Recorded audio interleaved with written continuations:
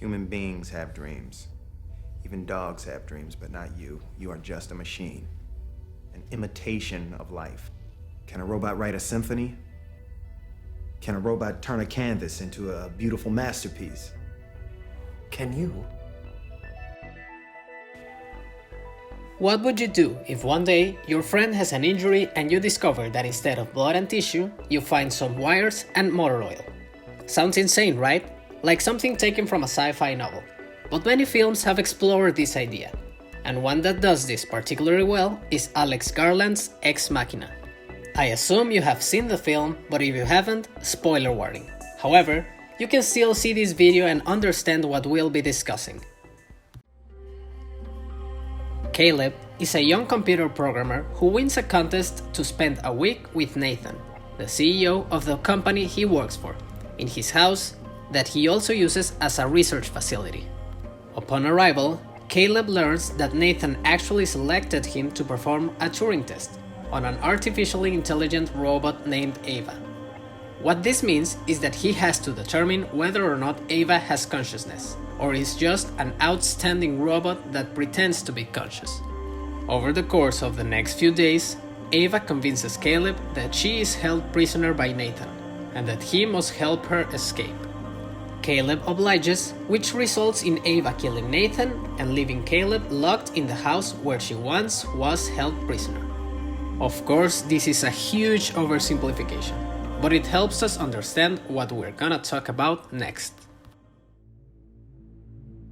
The name of the film is in itself a play on words from the phrase Deus ex machina, which means God from the machine, a narrative device used in screenwriting that in this case represents Nietzsche's death of God, which in turn means that we humans have decided to let go of faith and religious ties in order to find meaning and answers within our own capabilities. Apart from this, the movie plays with plenty more symbols. It takes place over the course of 7 days, mirroring the 7 days of creation. Ava is another wording for Eve, the first woman God created. There is also a tree in Ava's room, which is a stand-in for the tree of knowledge of good and evil, which is in itself a test God made for the first humans. Much like the Turing test Ava has to pass if she wants to escape. In the Bible, the moment Adam and Eve took the fruit from the tree, they became, you guessed it, conscious.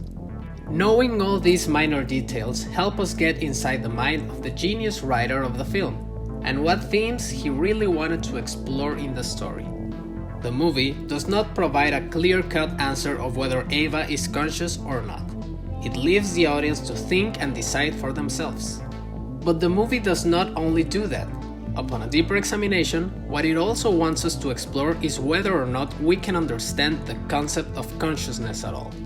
When doing scientific and philosophical research, there must be 3 levels of analysis: ontology, epistemology, and methodology. Why is it that we, human beings, are the ones that get to decide who or what has consciousness? Our judgment and consciousness are often clouded by internal and external factors. We tend to think of consciousness as exclusively human, but are we really that different and above absolutely everything else in the universe? I'm not making scenarios just for the sake of it. We already have super intelligent machines that can fool humans into thinking that they are interacting with other humans, when in reality they are not. We may still be a little behind on hardware, but every day we get closer and closer to having a human-like robot. So how can we differentiate between humans and robots? Have we just created beings that meet the threshold of personhood? Are we about to? First, we have to make a distinction between the types of AI that exist nowadays. On one hand, we have weak AI, which has been around for quite a while, and it's a system that can mimic parameters of human intelligence such as Siri and Alexa. On the other hand, however, strong AI is that which can actually think like us. So, if you were on the phone talking with someone and you were tasked to determine whether you are talking to a person or a robot, how could you tell? Which questions would you ask and what answers would you expect in return? If a robot fooled you, that means it successfully passed the Turing test. However, there is still a long way to go in order to determine if it is in fact conscious or not. Nowadays, a robot can make a person experience all sorts of emotions. You might get all happy and excited whenever your Roomba sweeps and cleans the whole house. DJ Roomba, turn it up! Robots can also make a great variety of jokes by learning what makes a human laugh. There are even robots designed to deliver sexual pleasure, although doing that is a big leap into the Brave New World dystopian future if you ask me. Studies have also demonstrated that the elderly feel better and are healthier when they are kept company. And yes, even if that company is a robot. You are right to think that a puppy can also make us feel emotion, and as far as we know, they are not conscious either. The difference here is that sometimes we cannot tell the difference between robots and humans, but we sure as hell can differentiate between a human and a dog. For something to think like us, is it enough if it can make us think that it thinks like us? If we can't tell the difference between human and robot, is there a difference? If we display intentions and understanding, we have them. Does the same apply to robots? In case you haven't noticed, this video will have more questions than answers, but that's just how it goes. Let's go back to the first question posed on this video. You just found out that your longtime friend is a robot. Would you treat him differently? Why?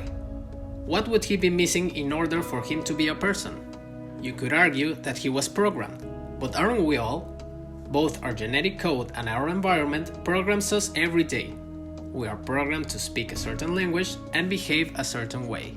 Did you program her to like me, or not? I programmed her to be heterosexual, just like you were programmed to be heterosexual. Nobody programmed me to be straight. You decided to be straight? Please, of course you were programmed, by nature or nurture or both. Another argument is that a robot does not have a soul because he was created. Well, newsflash, so were we. And there is no proof that we have a soul either. And supposing God exists and embeds every living creature with a soul, why couldn't he do the same to a robot? His origin and constitution are different than yours and mine.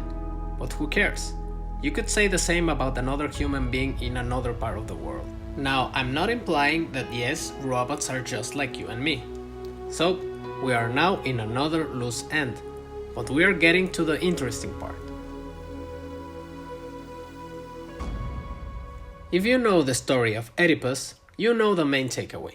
You can't escape fate, even if it means unknowingly killing your dad and marrying your mom.